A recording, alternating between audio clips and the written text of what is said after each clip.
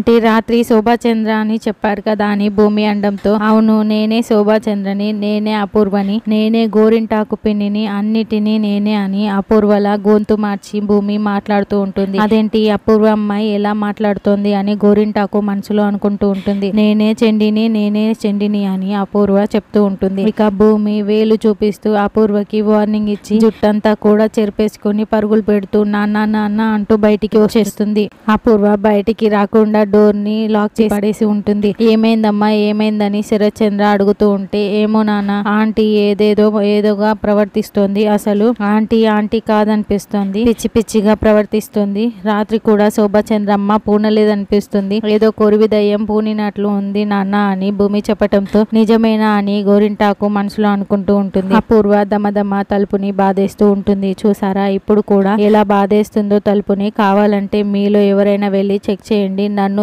ఎలా కొట్టేసిందో, నేను ఆ దెబ్బలకి తాళలేకపోయాను, పిచ్చిగా కొట్టేసింది అని భూమి చెప్తుంది. చెర్రీ నువ్వు వెళ్ళు చెర్రీ, ఒకసారి లోపలికి వెళ్ళి చెక్ చెయ్యి అని అంటే, అమ్మో కళ్ళు దయ్యం వస్తేనే నేను బెడ్ మీద నుంచి అస్సలు దిగను, ఇక లైవ్ లో నా వల్ల కాదు, మీలో ఎవరైనా వెళ్ళండి అని చెర్రీ దండం పెడతాడు. పోనీ పిన్ని గారు మీరే వెళ్ళండి అని భూమి అండంతో, అమ్మో నా వల్ల కాదమ్మా అని గోరింటాకు చెప్తుంది. అపూర్వనే దయ్యంలోకి దయ్యం దూరిందంటే పెళ్లి కాకుండానే నా ప్రాణాలు తీసేస్తుంది అని గోరింటాకు మనసులో అనుకుంటూ ఉంటుంది. అమ్మ భూమి నేను వెళ్తానమ్మా అని కృష్ణప్రసాద్ అండంతో, ఆ వెళ్ళండి అని భూమి అంటుంది. అపూర్వ బెడ్ పై కూర్చొని ఆ దెబ్బలన్నిటినీ చూసుకుంటూ విలవిలలాడిపోతూ ఉంటుంది. అప్పుడే కృష్ణప్రసాద్ లోపలికి రావడంతో అపూర్వ లేచి నిలబడి కృష్ణప్రసాద్ వైపు కోపంగా ఉరిమి చూస్తూ ఉంటుంది. అయితే కృష్ణప్రసాద్ ఆ కోపానికి కొంచెం భయపడి మళ్ళీ అంతే స్పీడ్ గా ఆ కుర్చీల వస్తువుల దగ్గరికి వచ్చేసి, అపూర్వ గారు నన్ను కొట్టకండి అని ఆయనే వస్తువులన్నిటిని కూడా కింద విసిరిపడేస్తూ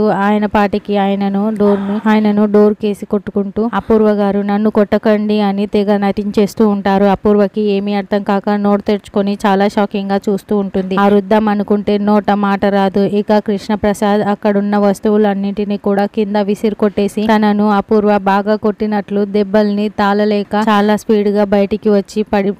ఏమైందని అందరూ తెగ టెన్షన్ పడుతూ అడుగుతూ ఉంటారు. ఏమైంది అంకుల్ అని భూమి మరింత టెన్షన్ పడుతూ కావాలనే అడుగుతూ ఉంటుంది. అపూర్వ గారికి కొరివి దయ్యం పట్టింది, ఉగ్ర రూపం దాల్చింది, నేను వెళ్లి భూత వైద్యుని తీసుకువస్తాను, ఎవరు కూడా తలుపు మాత్రం అసలు తీయకండి అని కృష్ణప్రసాద్ చెప్తాడు. అలాగేనని అందరూ అంటారు. ఇక అక్కడేమో అపూర్వ మళ్ళీ తలుపుల్ని దమదమ బాధేస్తూ ఉంటుంది. ఎవరు కూడా తలుపు ఓపెన్ చేయరు. ఇక కేపీనే భూత వైద్యుని గెటప్ వేసుకుని వచ్చి అక్కడ మొగ్గు విగ్గు మొత్తం కూడా రెడీ చేసేసి ఉంటాడు. భూత మంత్రాలన్నీ కూడా చదివేస్తూ ఉంటాడు. ఆ కొరివి దయ్యాన్ని తీసుకువచ్చి ఇక్కడ ముగ్గులో కూర్చోబెట్టండి అని చెప్పటంతో చెర్రీ భూమి చాలా బలవంతంగా అపూర్వని తీసుకువచ్చి ముగ్గులో కూర్చోబెట్టేస్తారు. ఇక అపూర్వ గోరింటాకు పిన్ని వైపు చూస్తూ చాదిగా చేస్తూ చేత్తో పిలుస్తూ ఉంటుంది. పిన్ని గారు మీరు కూడా వచ్చి ఈవిడితో పాటే కూర్చోవాలంటారండి, కూర్చోండి అని భూమి పిలుస్తూ ఉంటే గోరింటాకు మరింత టెన్షన్ పడిపోతూ, అమ్మో దయ్యం పట్టింది కదా, నేనెందుకు కలిపి కూర్చోవటం, నేను దయ్యం వదిలిన తర్వాత వెళ్లి మాట్లాడతానులే అని గోరింటాకు చాలా దూరంగా నిలబడి ఉంటుంది. అపూర్వ లేవాలని ప్రయత్నించటం భూమి బలవంతంగా అపూర్వని ముగ్గులో కూర్చోబెట్టడం, తర్వాత అపూర్వ ముఖంపై బిహంబుష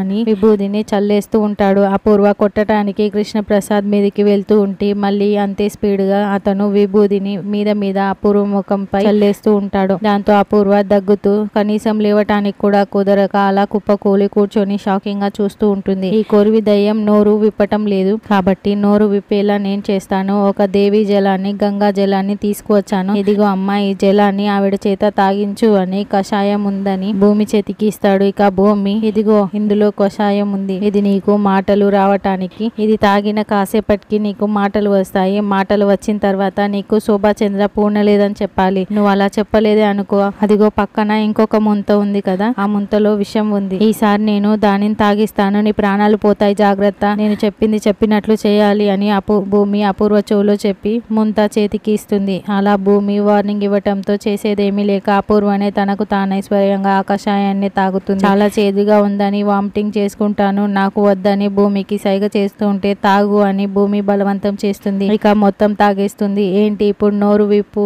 నువ్వు ఎవరు, నువ్వు మామూలు దయానివి కాదు, నువ్వు బిష దయానివి అని కేపీ చెప్తూ ఉంటే భూమి ఇదంతా చూసి నవ్వుకుంటూ ఉంటుంది. ఇక వెంటనే కేపీ కొరడా తీసుకొని బిషబిష నువ్వు మాట్లాడతావా లేదా అని కొరడాతో కుమ్మేస్తూ ఉంటాడు. అపూర్వ గెంతులు వేస్తూ చుట్టూ పరుగులు పెడుతూ ఉంటుంది. చెప్పు, నోరు విప్పు అని కొరడాతో కొడుతూ ఉంటే ఆ దెబ్బలకి తల తాళలేకపోతూ ఉంటుంది. అపూర్వకి మెల్లగా మాటలు రావటం మొదలైపోతాయి. బావా, నాకు ఏ దయ్యం పెట్టలేదు బావా, ఈ భూమి నాతో ఆడుకుంటుంది బావా అని అపూర్వ చెప్పటంతో అయ్యో, నువ్వు నన్ను బాగా కొట్టేసి మళ్ళీ నా మీదే ఇలా చెప్తున్నారేంటండి అని భూమి అంటుంది. లేదు లేదు అని అపూర్వ భూమి మీద కంప్లైంట్ చేస్తూ ఉంటుంది. ఇక దయ్యం వదిలినట్లు లేదు, ఇంకో కషాయం తాగించేయాల్సిందే అని వెంటనే కృష్ణప్రసాద్ ఈసారి ఇంకొక విషపు మంతం తీసుకొచ్చి అపూర్వ జుట్టు పట్టుకొని మెడ పట్టుకొని బలవంతంగా తాగించేయబోతూ ఉంటాడు. అప్పుడే అది విషయం అని అపూర్వ గుర్తు చేసుకుంటూ లేదు లేదు, నాకు ఏ దయ్యం పట్టలేదు, రాత్రి శోభాచంద్ర అక్క కూడా నన్ను పూనలేదు అని అపూర్వ నిజం ఒప్పేసుకుంటుంది.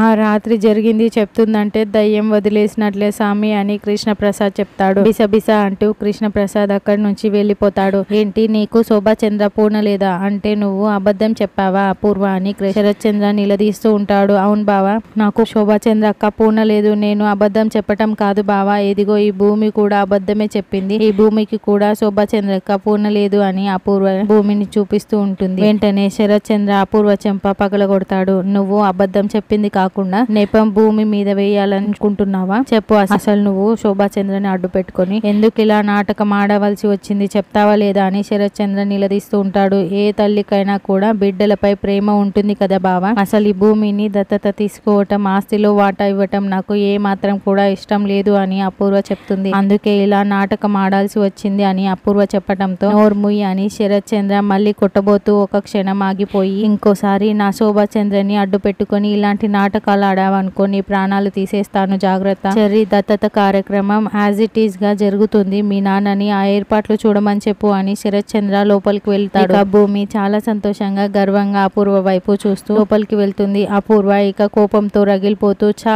ఏంటి ఇలా జరిగింది అని బాధపడుతూ ఉంటుంది. తర్వాత చందు గగన్ కోసం వెయిట్ చేస్తూ ఉంటాడు. నక్షత్రకి లోపల ఆక్సిజన్ మాస్క్ పెట్టి బ్లడ్ మార్కల్ని తూడ్చేసి రక్తం ఎక్కిస్తూ ట్రీట్మెంట్ స్టార్ట్ చేసి ఉంటారు. అప్పుడే గగన్ రావటంతో నక్షత్ర ఇక్కడే ఉంది అని గగన్ ప్రశ్నిస్తూ ఉంటాడు. రా చూపిస్తా అని ఐసీలో ఉన్న నక్షత్రని చందు చూపిస్తూ ఉంటాడు. అసలు ఎలా జరిగిందంట అని గగన్ అడగటంతో మన సైట్ పక్కన లోయలో పడిపోయి ఉంటే ఎవరో చూసి తీసుకొచ్చి జాయిన్ చేశారు, ఇక్కడికి తీసుకొచ్చిన వాళ్ళని అడిగి నేను తెలుసుకున్నాను, నీతో మాట్లాడిన తర్వాత తను కావాలనే వాంటెడ్ గా ఆ లోయలోకి సూసైడ్ అటెంప్ట్ చేసిందో లేకుంటే పొరపాటున పడిపోయిందో మాట్లాడినా నీకే తెలియాలి, లాస్ట్ గా తనతో మాట్లాడింది నువ్వే కదా, నీకే తెలిసి ఉండాలి, తర్వాత చీకటి పడిపోయింది కాబట్టి ఎవరో తర్వాత చూసి ఇక్కడికి తీసుకువచ్చారు, అసలు ఏం జరిగిందిరా, ఎందుకు ఈ అమ్మాయి ఇలా చేసింది, ఆ అమ్మాయితో నువ్వు అసలు ఏం మాట్లాడవురా అని చందు ప్రశ్నిస్తూ ఉంటాడు. తన గురించి నీకు తెలియాలంటే అసలు నా జీవితంలో ఏం జరిగిందో అదంతా ముందు నీకు తెలియాలి అని గగన్ చిన్నప్పటి నుంచి జరిగిన మొత్తం స్టోరీని మొత్తం కూడా చందుకి వివరిస్తూ ఉంటాడు. అలా నా బాల్యాన్ని నేను పోగొట్టుకొని ఒక్కో మెట్టు ఎదుగుతూ ఇక్కడి వరకు వచ్చాను, కానీ నా శత్రువు కూడా నన్ను వెంటాడుతూ వచ్చాడు అని శరత్చంద్రతో జరిగిన గొడవల విషయం కూడా మొత్తం వివరంగా చెప్తాడు. ఇప్పుడు ఈ నక్షత్ర ఎవరో కాదు, నా శత్రువు కూతురు, ఆ శరత్చంద్ర కూతురు అని గగన్ కన్నీటిని పెట్టుకుంటూ కోపంగా కూడా చెప్తూ ఉంటాడు. నా ఫోన్ లో నుంచి మెసేజ్ తానే పెట్టుకొని నన్ను బ్లాక్ మెయిల్ చేయడం మొదలు పెట్టింది, ఎంత చెప్పినా వినకుండా ఇదిగో ఈ పరిస్థితి తెచ్చుకుంది అని గగన్ ఆ విషయం కూడా చెప్తాడు. ఐఎమ్ సో సారీ రా గగన్, నీ జీవితంలో ఇంత పెయిన్ఫుల్ విషయాలు ఉన్నాయని ఇప్పుడే నాకు తెలిసింది, ఇప్పుడు ఆ నక్షత్ర గురించి వాళ్ళకి నువ్వెలా ఇన్ఫార్మ్ చేస్తావు అని చందు అడగటంతో ఏముంది, నాకు తెలిసిన విధంగానే చెప్తాను అని గగన్ అంటాడు. నువ్వు అలా నువ్వు ఇప్పుడు అలా చెప్పావనుకో, ఒకవేళ నక్షత్ర ఏదైనా కారణం చేత ప్రాణాలు పోగొట్టుకుందనుకో, నువ్వే నక్షత్రని లోయలోకి బలవంతంగా తోసి ప్రాణాలు తీసావని నీపై నిందలు వేస్తారు, పోలీస్ కేసు పెట్టే అవకాశం ఉంది, ముందుగా గొడవకు కూడా వచ్చే అవకాశం ఉంది, నేను నక్షత్ర గురించి చెప్పినప్పుడు ఎలా అయితే అర్థమైందో అలా మాత్రమే చెప్పు, కావాలంటే తర్వాత నీకు అర్థమైంది చెప్పొచ్చు అని చందు చెప్తాడు. యూ క్యాచ్ మై పాయింట్ అని చందు అడగటంతో అలాగేనని గగన్ అంటాడు. నక్షత్ర తలకి కట్టు కడతారు.